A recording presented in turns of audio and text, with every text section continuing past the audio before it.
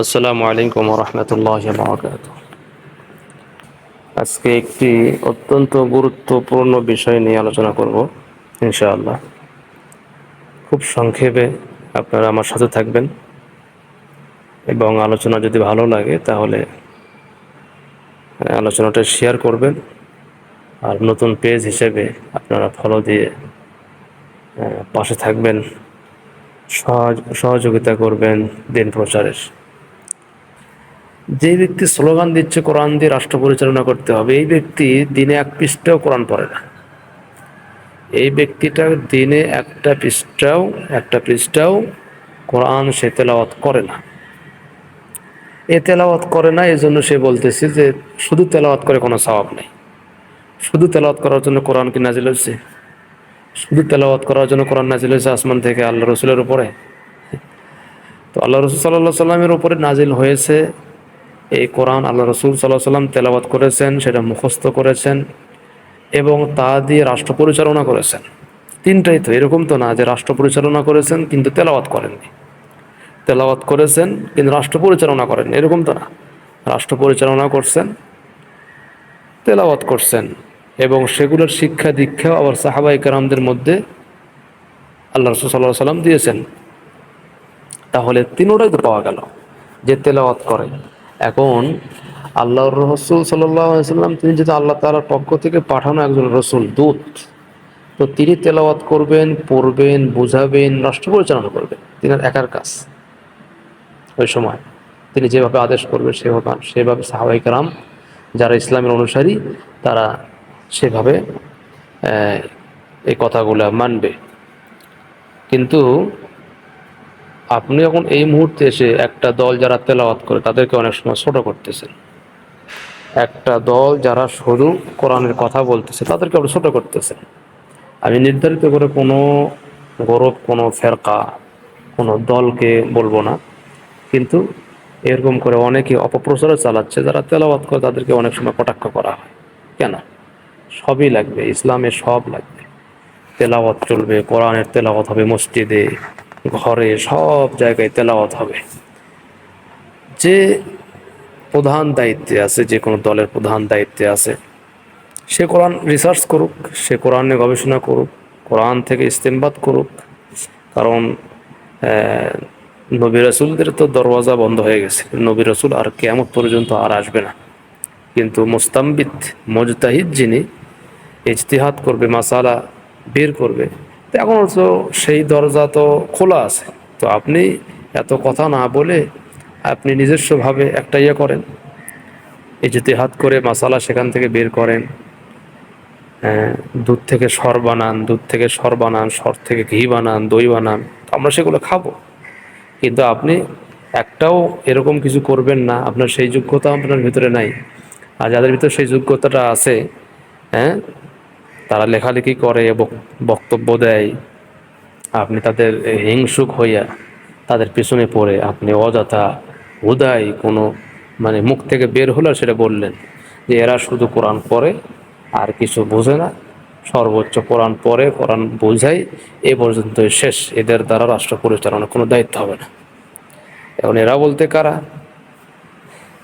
তো এরকম করে সমাজের মধ্যে এক শ্রেণীর উদ্ভট, কারণ নাম আমি বলবো না, কারণ নাম বললেই সমস্যা, আপনারা বুঝে নেবেন, এরকম বলে আসলে কোরআন তেলাওয়াত করলেও সওয়াব, কোরআনে অর্থ বুঝে পড়লে আরও সওয়াব, কোরআন দিয়ে রাষ্ট্র পরিচালনা করে আরও সওয়াব। কিন্তু শুধু রাষ্ট্র পরিচালনা করবেন এই চিন্তা করে কোরআন তেলাওয়াত করলেন না, তাহলে তো আপনার একটা হলো আর একটা হলো না। আর রাষ্ট্র পরিচালনা আপনি কী করবেন? যেই কোরআন দিয়ে রাষ্ট্র পরিচালনা করবে সেটা তো ঘরে ঘরে হতে হবে।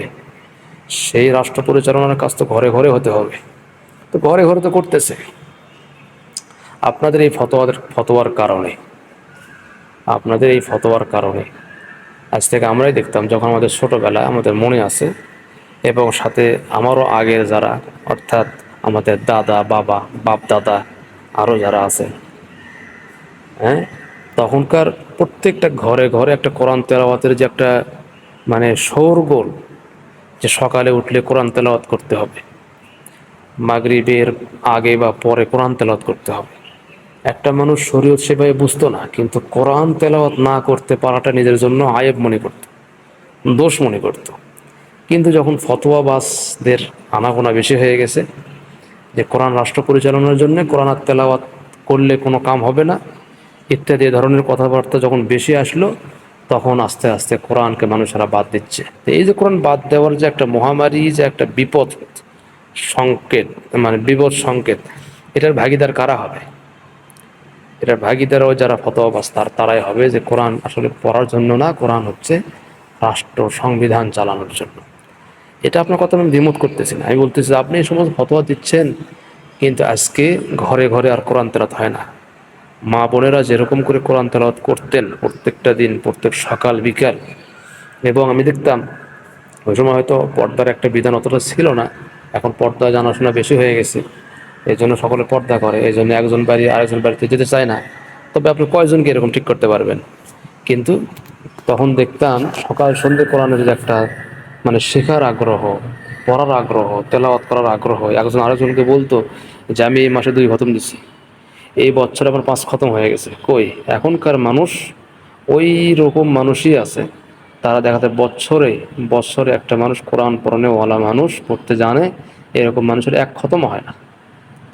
তো এই যে কোরআন থেকে আপনারা যে ফতোয়া দিয়ে দিয়ে কোরআন থেকে মানুষদেরকে দূরে সরাচ্ছেন, দূরে সরাচ্ছেন, এর ফল, এর হিসাব, এর মানে প্রশ্নের জবাব দিতে পারবেন না। আবার শুরু করে দেন যে কোরআন ঘরে ঘরে পড়া হোক, ঘরে ঘরে সবাই তেলাওয়াত করবে। রাষ্ট্র পরিচালনা তো গ্রামের ওই সাধারণ মানুষ করবে না, রাষ্ট্র পরিচালনা তারাই করবে যারা সরকারে যায়, যারা দল গঠন করে, তাদের নিয়ত আছে যে রাষ্ট্র গঠন করবে। তা রাষ্ট্র গঠন আপনি যান, সেখানে গিয়ে করেন, কিন্তু আপনি ওটা করতে গিয়ে এমন একটা ফয়সালা, এমন একটা মানে ফতোয়া দিয়ে বসবেন হেসে হেসে, আপনি মিডিয়াতে আপনাকে সবাই হাজার হাজার মানুষ ভিডিও করতেছে, আর আপনি সেখানে একটা হুট করে হেসে হেসে একটা কথা ছুড়ে দিলেন। এতে হলো কি, এতে সমাজের প্রত্যেকটা ঘর থেকে কোরআনটা চলে গেল একটা তাকের মধ্যে, যেখানে মাকড়াসার জাল দিয়ে ভরপুর হয়ে গেছে, কোরআন সে তেলাওয়াত করে না। তো এর প্রশ্নের সম্মুখীন কিন্তু আপনাকে হতে হবে।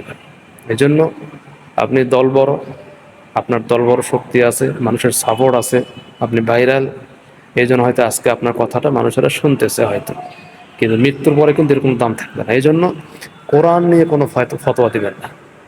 কোরআন যে তেলাওয়াত করতেছে তার তার গায়ে হাত বুলাইয়া দেন, যে খুব আলহামদুলিল্লাহ, খুব ভালো, মাশাআল্লাহ। যে কোরআন মুখস্থ করতেছে তার গায়ে হাত বুলাইয়া দেন, তাকে কিছু হাদিয়া দেন।